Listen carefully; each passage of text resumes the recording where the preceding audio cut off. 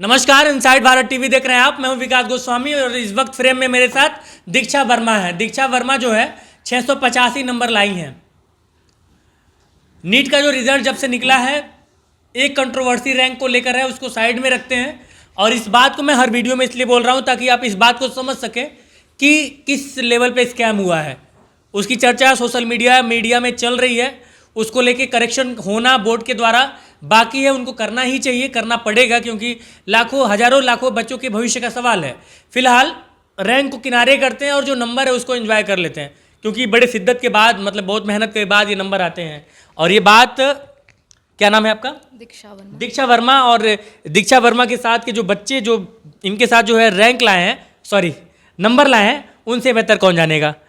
क्या हाल चाल है? फिलहाल तो ठीक है। ठीक है। कब पता चला? कल रात में कल रात में।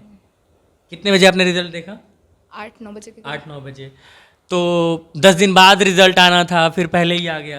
हाँ, थोड़ा शॉकिंग तो था, बट मतलब वो भी सरप्राइज भी अच्छा ही लगता है। सरप्राइज अगर अच्छा लगता मार्क्स है। अच्छे होते। कुछ ज़्यादा सरप्राइज नहीं दे दिया इन लोगों ने? हाँ, थोड़ा था, बट ठीक है। अच्छा, मैं ये कह रहा हूँ कि पढ़ाई कैसे चल रही थी?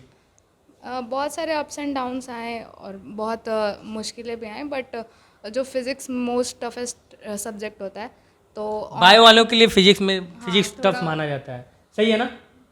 नहीं नहीं, जो मैथ में तेज होते हैं मैं उनकी बात नहीं कर रहा हूँ। जो एकदम कट्टर बायो के वो स्टूडेंट होते हैं उनके लिए टफ माना जाता है ना? कंपेरेटिवली होता है, मतलब ऐसा नहीं है कि बहुत टफ होता है, लेकिन कंपेरेटिवली थोड़ा तो एस्पेक्ट में हाँ रहता है फिज़िक्स का। तो उसके लिए तो मैंने physics by SSP sir online app है, उससे मैंने प्रिपरेशन की थी। तो बेसिक्स और कॉन्सेप्ट्स मेन क्लियर हो गए थे, और पेपर में वही आता है जो कॉन्सेप्ट्स क्लियर होते हैं। तो और टेस्ट सीरीज दी थी मैंने। सबसे पहले जो है, अच्छा मॉक टेस्ट आपने दिया था, हाँ, टेस्ट सीरीज तो मॉक टेस्ट का क्या रोल है? बहुत ज़्यादा, मतलब ऐसे कह सकते हैं कि सिलेक्शन में 80% तो मॉक टेस्ट का ही रोल है, अगर आपके कॉन्सेप्ट क्लियर हैं तो। और बाकी 20% थोड़े सिचुएशन पे भी डिपेंड करता है। जैसे जैसे अब मेरे साथ भी बहुत सारी चीज़ें हुई। मेरी मदर की डेथ हो गई अभी इसी साल 3-4 महीने पहले। तो पढ़ाई करना थोड़ा मुश्किल था, बट ये है कि अगर आप पहले शुरू से पढ़े रहते हैं, पूरे साल आपने मेहनत की रहती है, तो ऐसा लगता है कि लास्ट में छोड़ नहीं सकते हैं, चाहे कुछ भी हो। तो फिर पढ़ना ही रहता है, कंटिन्यू करनी रहती है पढ़ाई।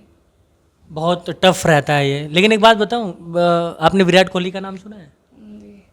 आपको पता है जब उनके मतलब ये बात मुझे अभी नहीं कहनी चाहिए, लेकिन जब आपने कहा तो इसलिए मैं बोल रहा हूँ। उनके पिताजी का डेथ हुआ था और वो वर्ल्ड कप खेल रहे थे अंडर 19। जाते हैं और उसी दिन जो है जाके उनको अपने देश के लिए खेलना होता है। तो जो डॉक्टर होते हैं ना, वो भी देश के लिए काम करते हैं। तो ये बड़ा इंपॉर्टेंट रोल था। विराट कोहली जाते हैं, शतक मार के आते हैं उस मैच में, अच्छा परफॉर्म करके आते हैं। और आपको यहाँ पे करना था, क्योंकि आपको प्रूफ भी तो करना है अपने आप को, और उसके बाद से फिर देश की सेवा भी करनी है। हाँ, मतलब खुशी तो है, लेकिन थोड़ा गिल्ट भी है कि मतलब पेरेंट्स बहुत सारा सेक्रीफाइस करते हैं वो दिन देखने के लिए। अगर वो दिन आता है तो फिर वो पेरेंट्स रहते नहीं देखने के लिए। तो ऐसा लगता है कि मतलब ये आपको लग रहा है कि वो नहीं देख रहे हैं, लेकिन वो आपके साथ हमेशा हैं और वो देख रहे हैं। वो हमेशा देखते हैं, वो कहीं नहीं जाते हैं। मैं इस पर अब मैं थोड़ा सा मतलब पैटर्न चेंज करना चाहता हूँ, अपने सवालों को बदलूंगा। डेली कितना घंटा पढ़ाई हो रहा था क्लासेस के अलावा? लास्ट वैसे मैंने बीएमएस ले लिया था पिछले साल, मेरे 581 स्कोर थे। अच्छा। तो मतलब मुझे लगा कि मैं बीएमएस ले लेती हूँ, पार्शियल ड्रॉप करूँगी। फिर मैं बीएमएस में पढ़ रही थी, फिर वहाँ मन नहीं लग रहा था उतना, क्योंकि वैसे वो मेरी मंजिल दिमाग में चल रहा था कि एमबीबीएस। एमबीबीएस करना है, एमबीबीएस करना है। फिर जब मदर की डेथ हुई उसके बाद मैंने लास्ट के 3 मंथ पढ़ाई की है। तो वो पिछले साल का जो कॉन्सेप्ट लिया था, पिछले साल भी मतलब मैं एसएसपी सर से जुड़ी हुई थी पूरे टाइम, तो उन्होंने बहुत हेल्प किया एज है। ए मेंटर उन्होंने बहुत हेल्प किया। बहुत हेल्प की है, कॉन्सेप्ट में भी हेल्प की है और मेंटोरशिप में भी बहुत हेल्प की है। एज अ गार्जियन मैं शुरू से उनको अपना गार्जियन मानती हूँ।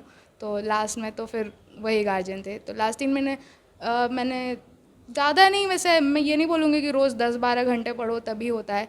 माइंड फ्रेश करके पढ़ो, जितना पढ़ सकते हो उतना ही पढ़ो, लेकिन अच्छे से पढ़ो, जितना देर पढ़ते जो हो। पढ़ो कॉन्सेप्ट क्लियर करो। कॉन्सेप्ट क्लियर करो। 8 घंटे से थोड़ा ज़्यादा रहे तो बेटर है रोज़, लेकिन रहे ऐसा नहीं कि एक दिन 8 घंटे पढ़ लिए दूसरे दिन बिल्कुल पढ़ नहीं रहे हैं।